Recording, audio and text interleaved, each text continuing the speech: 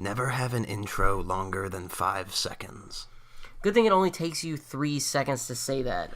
This is Rogue and Paladin, and wise words from Paladin to start off this week's episode. Because everybody's probably encountered this, where you're on, going back to YouTube, I guess, where somebody has like a 15-second intro, even a 10-second intro with some animation that they threw together in 10 seconds, and then their name coming up in flashy Comic Sans or whatever. Oh, Comic Sans.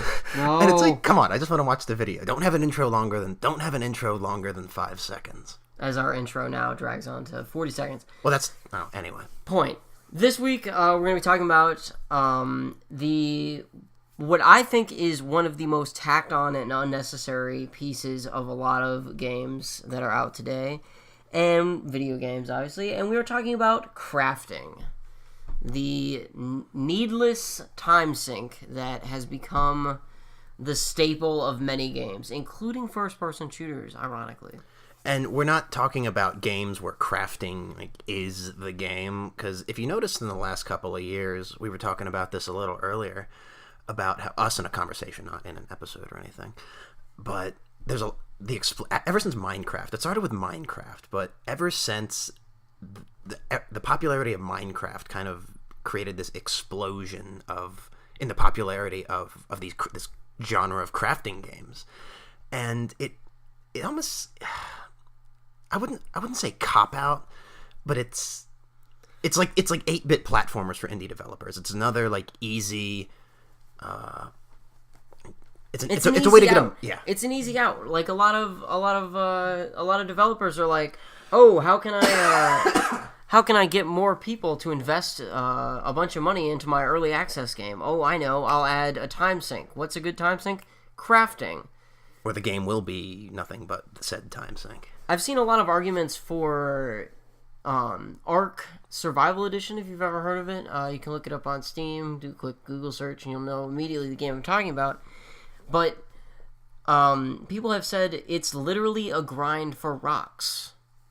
And so you can sort of think Minecraft is kind of the same way, but Minecraft is a lot of what you make it. It's crafting is the game. Crafting it's a creativity toy. Is the best way I've seen it, and crafting is the game. The whole it's literally in half the name, Minecraft. Right. You mine and then you craft things. But games like Ark Survival Edition and a lot of survival games, they should have crafting elements. Crafting shouldn't be the entire focus of the whole game, because then you're just sinking time unnecessarily into a game that could have 100 other things going on.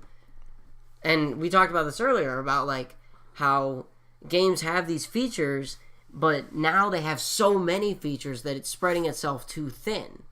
You don't get the meaty bits. It's like playing football with more than one football. Rather than taking something and running with it, you're carrying a bunch of footballs. And carrying a bunch of footballs, you're going to be dropping footballs, and there goes your play. You can't pad out an entire game with sort of unnecessary features. And that's not to say all crafting games are bad. I personally like Minecraft and what's the other one I play all the time? Junk Jack. It's 2D. You really liked Starbound? I liked Starbound when it was still early access. It's come out of beta now, and they made some choices that I don't really agree with. It's getting to be very much like Terraria. And Terraria, to me,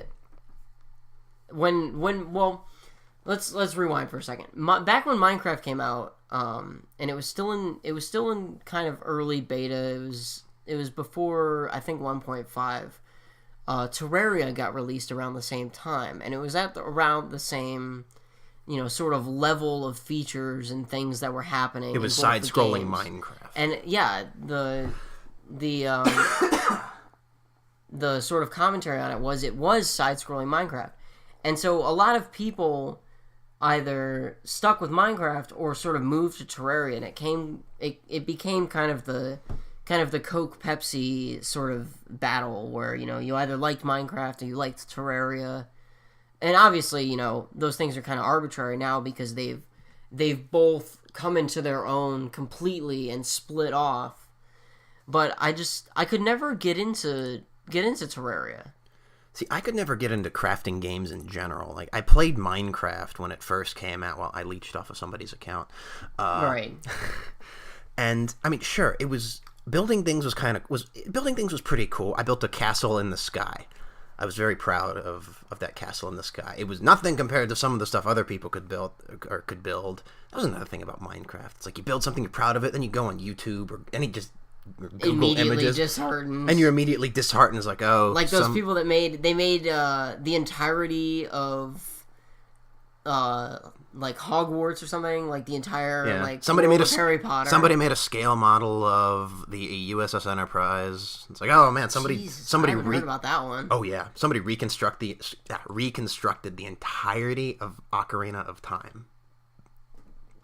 There's also an ongoing project where there's this Minecraft community where they're building Westeros.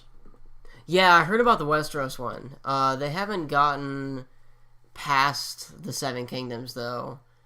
The wall would be pretty easy. That's a simple copy paste. Get one layer going and then just duplicate it until you hit the skybox. But beyond creating self-esteem issues, like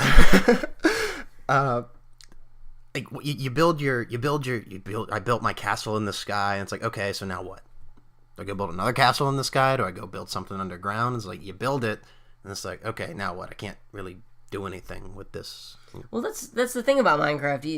It's a creativity toy, and it's like Legos. Like, you got to give yourself a project. You sit down, and you're like, I'm going to build this.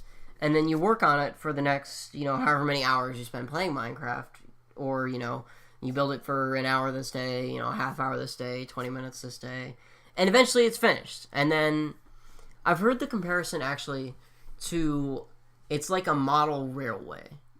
It's that thing that all your friends come over and they look at it and they're like, this is boring. Like, but if you can find just one person that enjoys the thing you've spent 80 hours building, it won't feel like a waste of your fucking time. And sort of you can argue that that's that's really all sort of Minecraft and Terraria is sort of in general. But Terraria, I know, got a lot of its popularity from the availability and sort of ease of its multiplayer community. Earlier than Minecraft did. Because Minecraft, there was a big multiplayer community even during beta. Yeah, but people be getting servers set up. It's like, Paladin, join the server. It's like, back then it was much easier to start and really run your own server off your own, laptop computer. It always seemed a little too complicated to me. It's like somebody actually has to have their a computer turned on, like an actual mini server, if people want to play. Well, like, how do you think servers work now in general? Like, there's buildings, out in New Mexico and but they're maintained California they're maintained by people constantly. Your average citizen not getting paid to maintain a server is not going to have their computer running 24 hours so the guy sitting behind him in geometry can play Minecraft at 4 o'clock in the morning. Not an actual experience. Okay, I thought you meant that like someone was at geometry at 4 o'clock in the morning playing Minecraft, and I was like, I know school starts pretty early for the whippersnappers, but I don't know if it starts that early. Anyway. Okay, no, yeah, that makes sense though. No, you're right. And of course, don't leave your computer on 24 hours a day. Right. Like some people I know. The whole thing about crafting in general is I did a research project a couple semesters ago back in my Japanese culture class where I was looking into the differences between Japanese and American game design other than like hairstyles and whatnot. Play it your way. Yeah. Well, the thing about crafting is, or something I found in just American games in general, is the popularity of, like Rogue here said, play it your way. Freedom. Freedom's a big part of culture in America. America! Free every day! You're free tonight, I'm free every day. And people, that translates into games. People like to be able to do what they want to do. And I mean, me personally, I'm not really into sandbox style games. Or I'm the guy who, when I'm playing something like Skyrim, for example, You have the same character every single time, And or you have the same character that you've sunk 200 hours into a singular individual. I have a maxed out Skyrim character, yes. And lost my train of thought.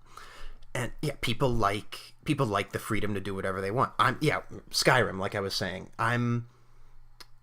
I'll do the same thing. I'll follow the story, for example. I won't like goof around like pickpocketing guards in Whiterun and setting up like a Rube Goldberg machine to kill a guard or something like that. And I mean, a lot of people really enjoy that. I'm not necessarily one of them, but it's big with like American game design, where like you have something like Grand Theft Auto or Saints Row. That was a reason why a lot of people liked Saints Row. You could follow the story mission, or Saints Row 3 and 4. People, I don't think, played the first two quite as much. You could follow the story missions, or you could, goof off. You could dig around and steal cars for 3 hours. Right. Or something like a Just Cause. I think Rogue here loves Just Cause. Just Cause 2 is still to this day one of the best games I have ever played. The map is enormous. There's a million things to do, and it's just fun. It's like, and a lot of sandbox games have this problem where you have to fucking commute for half the time you're spent playing the game, like getting to the other half of the map to, go to the city to talk to this one person who sends you the other way back across the fucking map to go to some dungeon to find some, whatever artifacts, MacGuffin, and you go halfway across the map the third time to talk to that person, they give you a plate. And you're like, really? Thanks, Aventus. Like, fucking a plate? Your life savings? 2 whole septums? Like, come on. Hey, no, it was his family heirloom. I don't care. It was worthless. The point is, the things about, my mother's fine china. Or silver. Whatever. Just Cause 2, you wanted to have those commutes where you had to trek halfway across the map because getting there was ridiculously fun. You had the magical gravity-defying... grappling hook. Law... physics-breaking grappling hook where you could fall at terminal velocity, hit the ground, and you would die. But if you grappling hooked to the ground... totally broke your momentum. You were totally fine, and you could just land somehow on your feet, slamming headfirst into the ground at terminal velocity. And a lot of the time when he's playing this, he's not even doing the story missions, trying to do the commute. He's just attaching the grappling hook to a cow, attach a grappling hook from a cow to his car, and then from the car to the airplane, and then he'll ride in the car. That was great, though. I got a shitload of stunt points for that, until the airplane went off the map, and we froze the game, and it crashed. That was unexpected. But hey, we wanted to see what happened. Yeah, Just Cause didn't have crafting either, did it? No, and Just Cause didn't have crafting, and it was fucking great. So games can be fucking great without crafting. I'm like getting too agitated about this. So that's really it.